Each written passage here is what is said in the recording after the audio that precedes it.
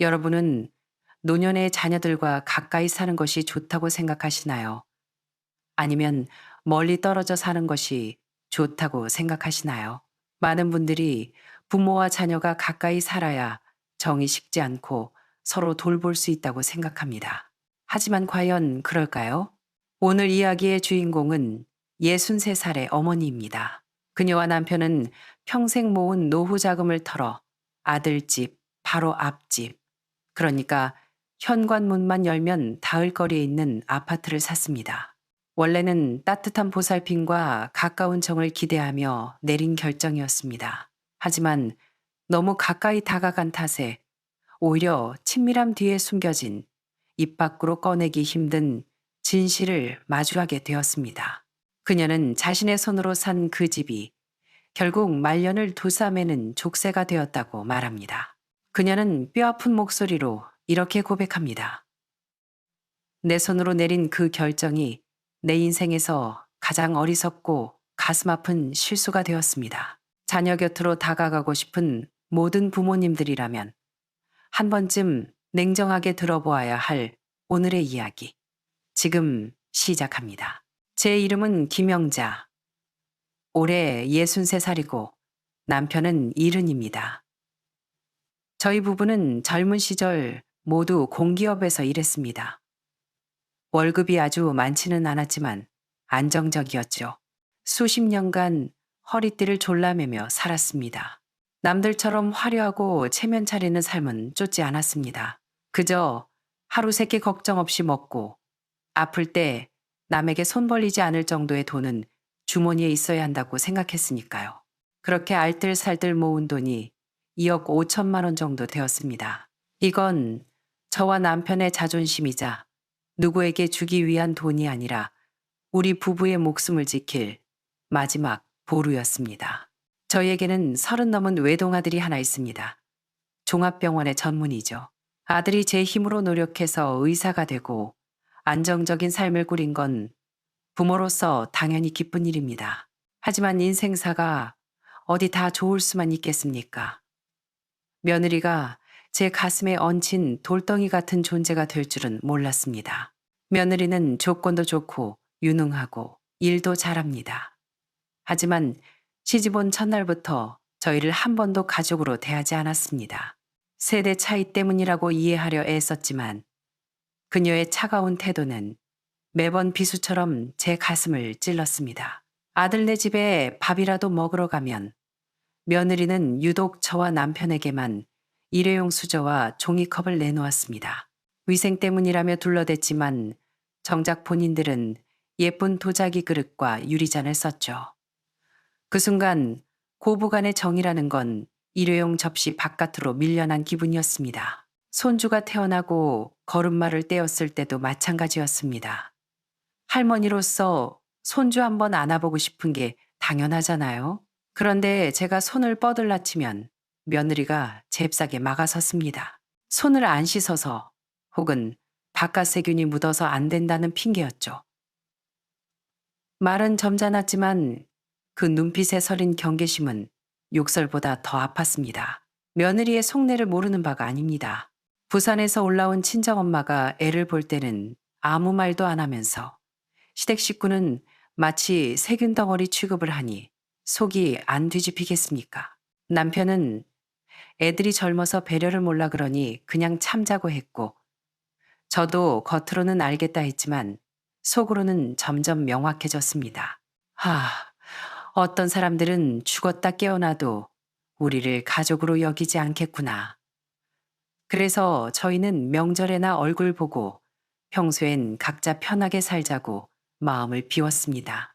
그런데 그 비움이 오히려 나중에 닥칠 악몽의 시작이 될 줄은 몰랐습니다.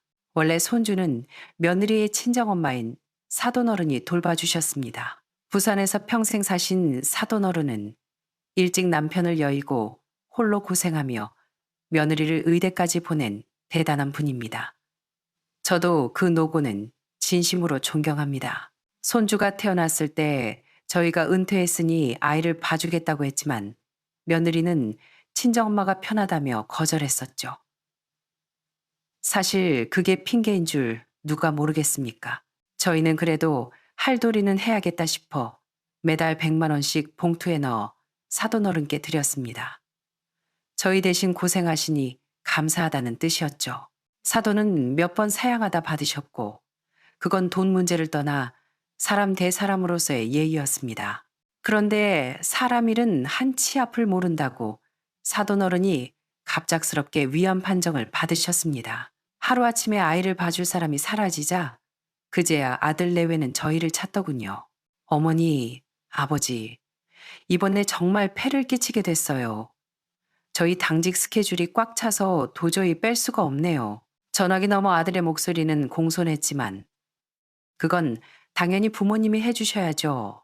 라는 말을 돌려 한 것뿐이었습니다. 손주가 우리 집에 온 첫날 아이는 목이 쉬도록 울어댔습니다. 소파 위를 뒹굴며 할머니 싫어. 왜 할머니 보고 싶어? 라고 악을 썼습니다. 아이가 뭘 알겠냐마는 그 말 한마디 한마디가 칼날처럼 제 마음을 후벼 팠습니다.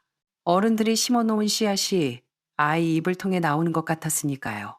며느리는 아이 밥 먹이는 시간, 잠재우는 시간만 기계적으로 일러주고는 오늘 당직이라 좀 자둬야 해서요 라며 뒤도 안 돌아보고 가버렸습니다. 그날 밤 손주는 밤새 울다가 기침을 하고 숨이 넘어가도록 보채며 물 한 모금 안 마셨습니다. 뜬 눈으로 밤을 새우고 나니 저와 남편은 녹초가 되었고 목이 다 쉬어버린 손주를 보며 덜컥 겁이 났습니다. 이러다 애 잡겠다 싶었죠. 우리도 늙어서 더는 못 버티겠다 싶어 아들에게 전화를 걸었습니다. 얘야, 애가 너무 울어서 안 되겠다. 대책을 좀 세워야지. 이러다 큰일 나겠다. 전화기 너머로 한숨 소리가 들리더니 아들이 말했습니다. 엄마, 며칠만 더 버텨보세요. 적응하면 괜찮아질 거예요. 그 무책임한 말에 화가 치밀어 올랐습니다. 결국 점심 지나서 아들 내외가 왔습니다. 퉁퉁 부은 눈에 목이 쉰 아이를 보고 그들도 좀 미안했는지 표정이 어두워지더군요. 그때 며느리가 불쑥 말을 꺼냈습니다. 그냥 제가 사직하고 집에서 애나 볼까 봐요. 그 말에 남편은 펄쩍 뛰었고 저도 급한 마음에 소리쳤습니다. 얘야, 그게 무슨 소리니? 너희 둘이 버는 게 얼만데 일을 그만둬? 대출금은 어쩌고 생활비는 어쩌려고 우리가 어떻게든 해보마. 그러자 아들이 기다렸다는 듯 말했습니다. 참, 맞다. 앞집 박할머니네 집 내놓으셨다던데. 엄마, 차라리 그 집을 사서 이쪽으로 오시는 게 어때요? 문만 열면 바로니까 애도 적응하기 쉬울 거고요.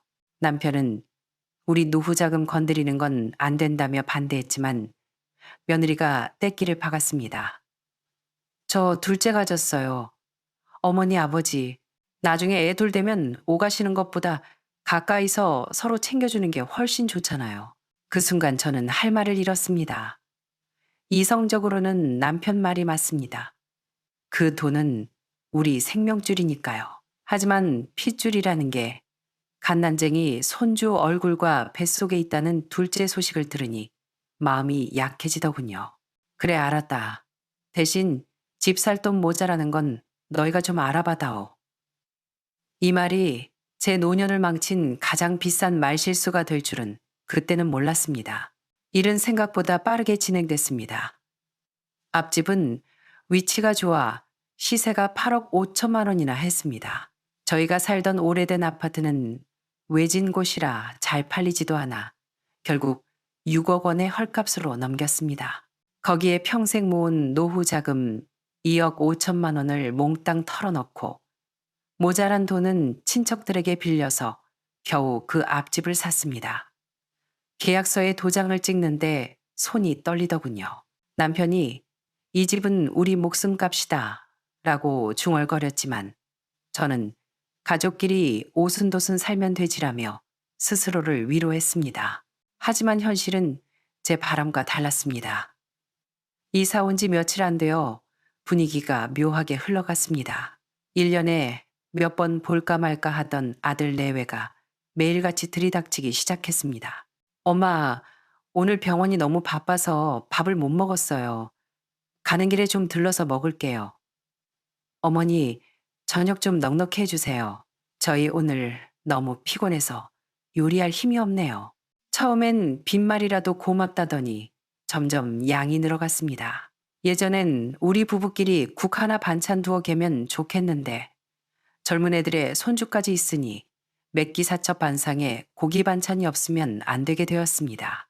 장 보고 다듬고 지지고 볶고 설거지까지 하루 종일 부엌에 서 있다 보면 허리가 끊어질 듯 아팠습니다. 더 기가 막힌 건 아들이 이제 대놓고 일을 시킨다는 겁니다. 엄마, 가까우니까 우리 빨래도 좀 같이 돌려주세요. 아버지, 집이 너무 엉망인데 청소기 좀 돌려주시면 안 돼요? 웃으며 말하니 거절하기도 애매하고 그렇게 저희 부부는 어느새 돈 한 푼 안 받는 입주 가정부가 되어 있었습니다. 어느 날 남편이 쭈글쭈글한 손으로 며느리네 빨래 바구니를 들고 서 있는데 그 눈빛에 서린 피로와 모멸감을 저는 잊을 수가 없습니다. 결정적으로 참을 수 없었던 건 홈카메라였습니다. 며느리가 어르신들 기억력 깜빡하시니 아이 안전 때문에 달자고 해서 동의했는데 거실이며 주방, 심지어 저희 방문 앞까지 카메라를 달아놨습니다. 화장실 빼고는 사각지대가 없었죠. 며느리는 근무 중에도 수시로 핸드폰으로 저희를 감시하고 전화를 해댔습니다. 한 번은 남편이 장 보고 돌아와 손주가 보채는 통에 짐만 내려놓고 바로 블록놀이를 해주고 있었습니다. 5분도 안 돼서 전화벨이 울리더군요. 며느리였습니다. 아버님, 손 안 씻으셨죠? 밖에서 들어오시면 손부터 씻으셔야죠. 매번 말씀드려야 해요? 스피커폰 너머로 들리는 그 차가운 목소리에 남편은 얼어붙었습니다.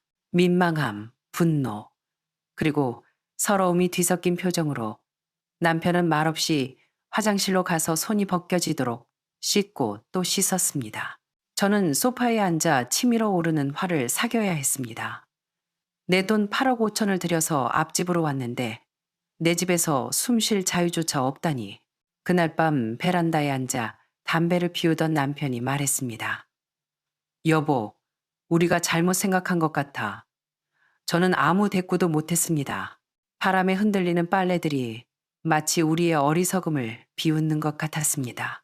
가까이서 서로 돌본다는 핑계로 내린 결정이 내 노년 투자의 최악의 실패작이 되어버린 겁니다. 겉으로는 화목한 3대 가족 같았지만 그건 껍데기뿐이었습니다. 당연히 밥을 해줘야 하고 당연히 빨래를 해줘야 하는 의무만 남았습니다. 처음엔 고생하셨어요 하던 빈말도 사라졌습니다. 아침 6시부터 손주 아침 데우고 우유 온도 맞추고 빵 썰어놓고 저녁엔 목욕시키고 숙제 봐주고 은퇴한 노부부가 분단위로 쪼개서 혹사당하고 있었습니다. 어느 날 며느리가 퇴근해 바닥에 떨어진 머리카락 몇 올을 보더니 정색을 하며 묻더군요. 어머니, 오늘 청소 안 하셨어요? 얼굴이 화끈거렸습니다. 안 한 게 아니라 방금 했는데 애가 뛰다가 떨어진 걸 어쩌란 말입니까? 하지만 설명해봤자 변명밖에 안 되겠죠. 저는 깨달았습니다.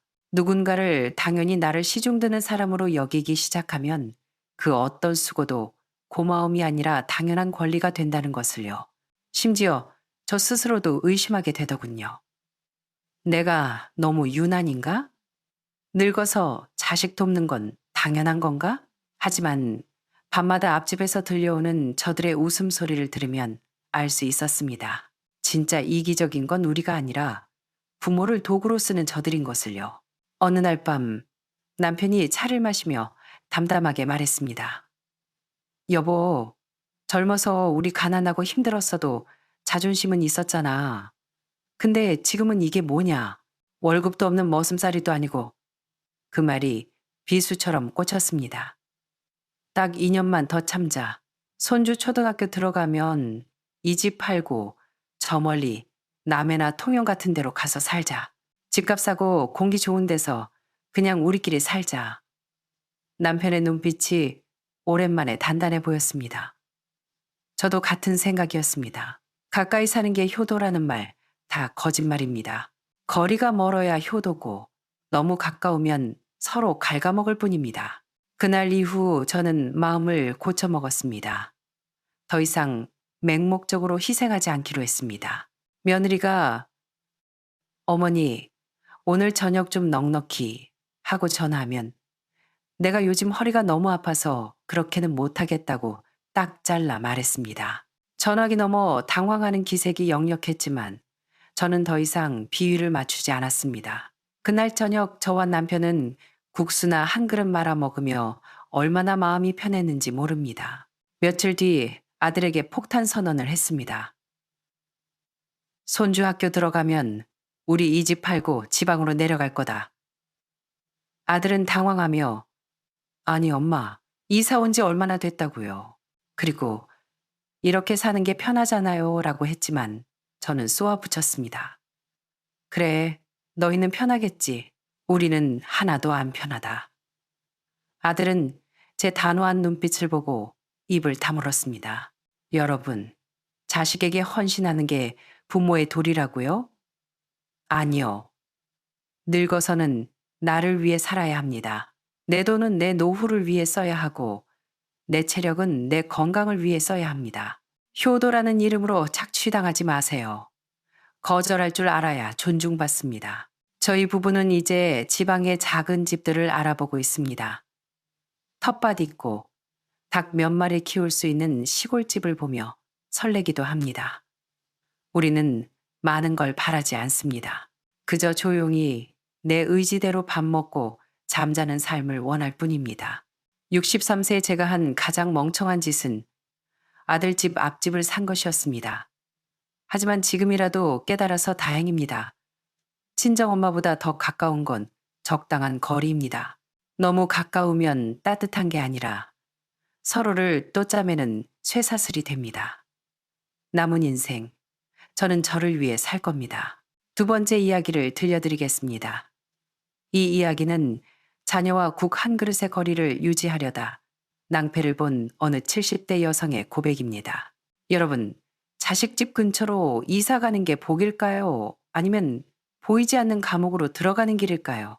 저는 2년 전 뼈저리게 후회할 결정을 내렸습니다. 그때는 남편과 서울의 오래된 아파트에서 살고 있었습니다. 30년 넘게 산 그 집은 낡고 엘리베이터도 없는 5층이었지만 익숙하고 편했습니다. 시장도 가깝고 동네 친구들도 많았죠. 그런데 어느 날 인터넷에서 자식과는 국 한 그릇 식지 않을 거리가 딱 좋다는 글을 읽고 마음이 흔들렸습니다. 국을 끓여서 들고 갔을 때 너무 뜨겁지도 식지도 않을 정도의 거리. 그 말이 너무나 낭만적으로 들렸습니다. 마침 아들 부부가 경기도 김포의 신도시로 이사를 갔습니다. 공원도 넓고 새 아파트들이 들어선 곳이었죠. 저는 덜컥 욕심이 났습니다. 서울 집을 팔면 김포에 괜찮은 아파트를 사고도 노후 자금으로 2, 3억 정도는 남길 수 있을 것 같았습니다. 여보, 우리도 김포로 가자. 엘리베이터 있는 새 집에서 살고 손주도 자주 보고 얼마나 좋아?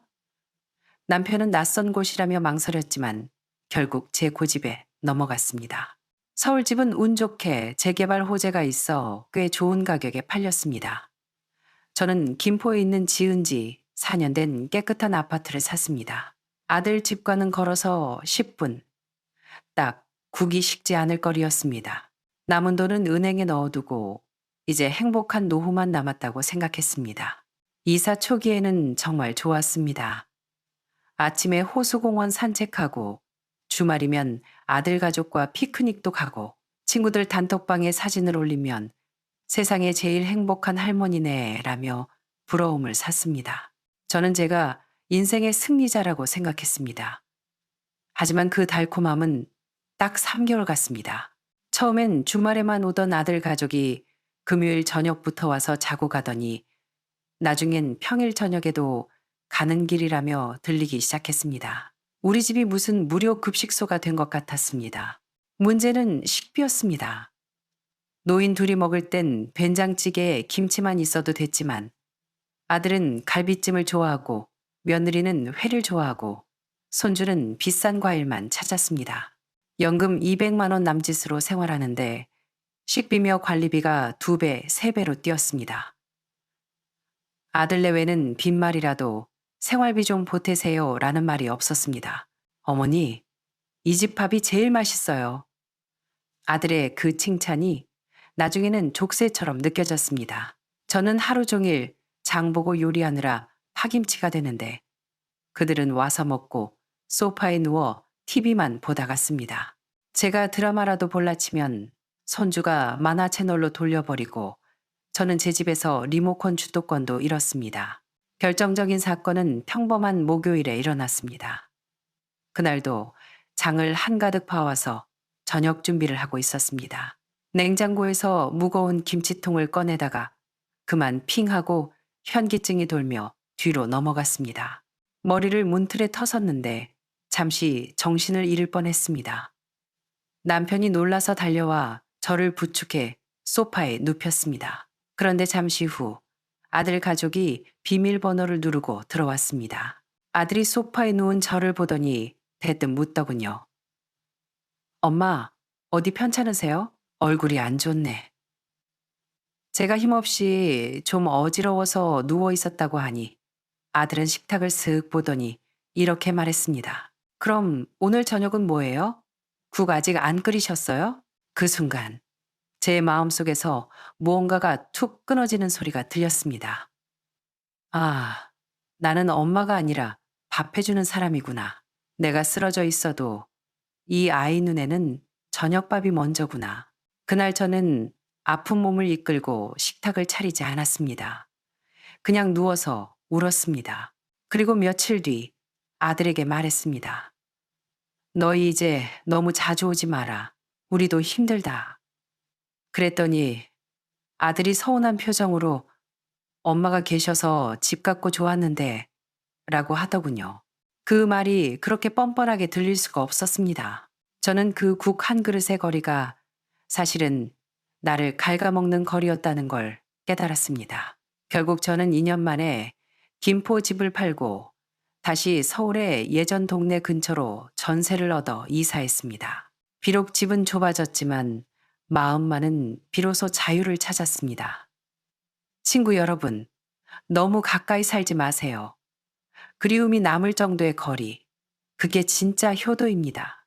마지막으로 74세의 어느 남성분의 참회를 들려드립니다.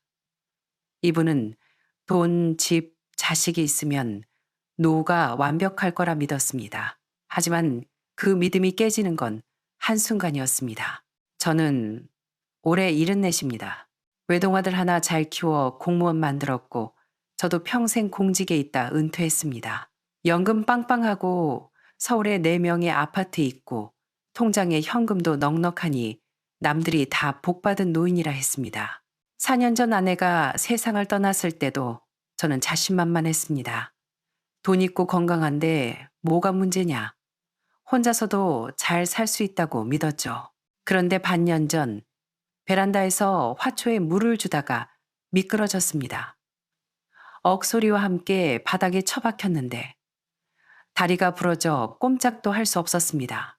피가 흐르고 정신이 아득한데 바닥을 기어서 겨우 휴대폰을 집어 아들에게 전화를 걸었습니다.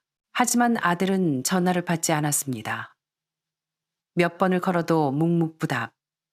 결국 옆집 박 씨에게 전화해 겨우 119를 불렀습니다. 병원에서 다리에 깁스를 하고 누워 있는데 한참 뒤에야 아들에게 연락이 왔습니다. 아버지, 회의 중이라 못 받았어요. 많이 다치셨어요? 다리가 부러져서 당분간 혼자 못 움직인다. 며칠만 와서 도와줄 수 있냐? 아들은 한숨을 쉬며 말했습니다. 아버지는 참, 저 회사 일 바쁜 거 아시잖아요. 휴가 못 내요. 그럼 며느리라도 좀. 잠시 후 다시 전화 온 아들의 말은 더 충격적이었습니다. 집사람이 그러는데 시아버지를 며느리가 수발드는 건 좀 불편하다네요. 남녀가 유별나기도 하고 그때 깨달았습니다. 돈이 있고 집이 있어도 내가 움직이지 못하면 그건 아무 소용이 없구나. 결국 저는 간병인을 썼습니다. 하루 일당 15만 원을 주고 썼는데 이 사람이 가관이었습니다. 스마트폰만 들여다보고 물 한 잔 달라고 하면 30분 뒤에나 주고 제가 사둔 비싼 과일은 본인이 다 까먹고 제가 한마디 하면 어르신, 요즘 사람 구하기 힘든데 저 나가면 누가 올 줄 아세요? 라며 오히려 큰 소리를 쳤습니다. 내 돈 내고 내가 눈치 보는 신세라니 다리가 좀 낫자마자 간병인을 내보냈는데 며칠 뒤 자고 일어나니 입이 돌아가고 팔이 안 움직였습니다. 뇌졸중이 온 겁니다. 의사 선생님이 이제 혼자 사시는 건 불가능합니다. 라고 선고를 내리더군요. 아들이 병원에 왔지만 집으로 모시겠다는 말은 빈말이라도 안 하더군요. 저도 기대하지 않았습니다. 눈치 보며 사느니 차라리 돈 내고 당당하게 살자 싶어 요양병원을 택했습니다. 하지만 요양병원도 천국은 아니었습니다. 밥 먹는 시간, 자는 시간 모두 통제받고 밤이면 여기저기서 앓는 소리에 잠을 설칩니다. 퀴퀴한 냄새와 죽음의 그림자가 드리운 그곳에서 저는 비로소 알게 되었습니다. 노년에 진짜 필요한 건 돈도 집도 자식도 아닙니다. 오직 내 발로 화장실 갈 수 있는 건강과 내 마음의 평화뿐입니다. 제가 젊은 날 그토록 쫓았던 돈 재물, 높은 자리, 명예욕, 사람들의 인정 다 부질없었습니다. 70이 넘으면 4가지 욕심을 버려야 합니다.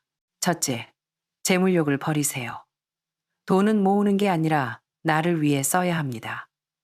쌓아두고 안 쓰면 그건 종이 쪼가리일 뿐입니다. 둘째, 권력욕을 버리세요. 왕년에 내가 부장이었건 이사였건 지금은 그저 동네 할아버지일 뿐입니다. 대접받으려 하지 마세요. 셋째, 명예욕을 내려놓으세요. 남들이 나를 어떻게 기억할까 전전긍긍하지 마세요. 어차피 다 잊혀집니다. 넷째, 감각적인 쾌락을 멀리하세요. 늙어서 술, 유흥 쫓아다니면 몸만 상하고 취해집니다. 지금 저는 요양병원 침대에 누워 창밖을 보며 생각합니다. 내 몸 마음대로 움직일 수 있었던 그때가 가장 행복했었다고. 여러분, 건강 챙기시고 마음 비우십시오. 그게 진짜 노후 대책입니다. 가장 좋은 거리는 서로 그리워할 수 있는 거리입니다. 너무 가까우면 상처가 되고 너무 멀면 소원해지죠. 그리고 무엇보다 나 자신을 지키는 것이 가족을 지키는 길입니다. 여러분의 지혜로운 노후를 응원합니다. 감사합니다.